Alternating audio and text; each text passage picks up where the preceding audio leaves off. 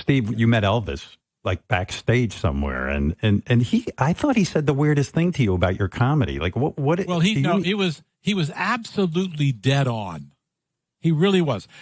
I was opening for remember it's 1971. I was backstage. I just opened for Anne Margaret. I knew Elvis was coming that night to see Anne Margaret because they were friends, and he was opening the next night or something. And so I'm waiting backstage, and I leave my door room open so I can see Elvis. And by the way, my act was, magic, and I don't think I played the banjo in that, but jokes and weird stuff. And so here I come. I see this vision. First, I see a beautiful woman walking toward me, and that's Priscilla. All right? Right.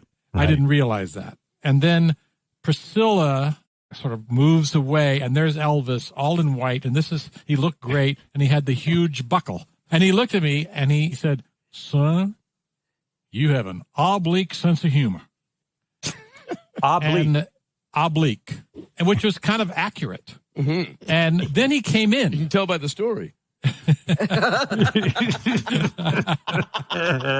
came in, and we start talking. I think, what do I talk to Elvis about?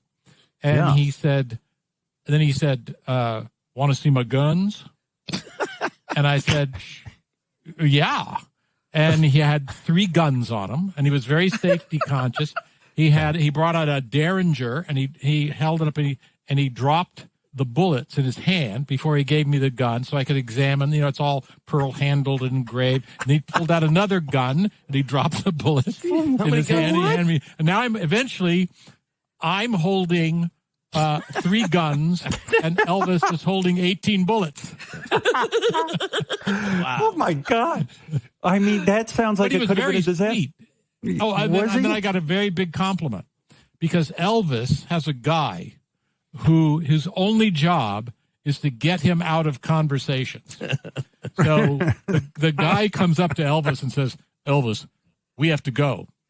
And Elvis looked at him and said, "It's okay."